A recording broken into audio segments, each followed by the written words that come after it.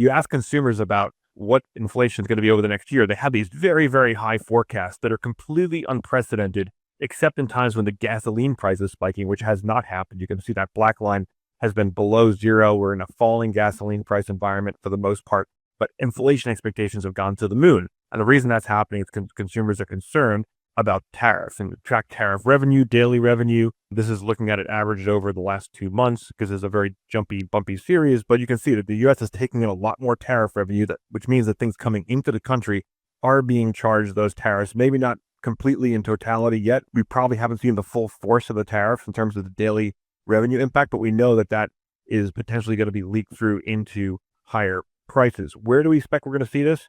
Goods, especially durable goods like cars, where we know there are high tariffs already in place.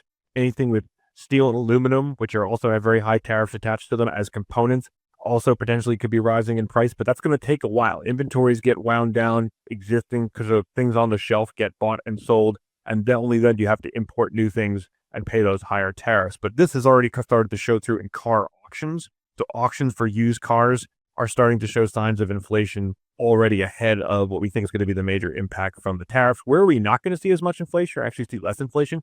In rents. Annualized monthly rent changes have become very soft, very normal. We can actually see this line go even lower. So if we're annualizing a significant part of the inflation index, CPI, PCE, which is shelter, at a lower rate, that's going to make up for a lot of the increase in inflation we're likely to see from goods. So there's a little bit of a seesaw going on. Services inflation is likely to be coming down regardless of what's going on with the tariffs. Goods inflation is likely to be coming back up. And net, we might not see, in fact, we don't think we're going to see nearly as big a spike in inflation as we did in 2022.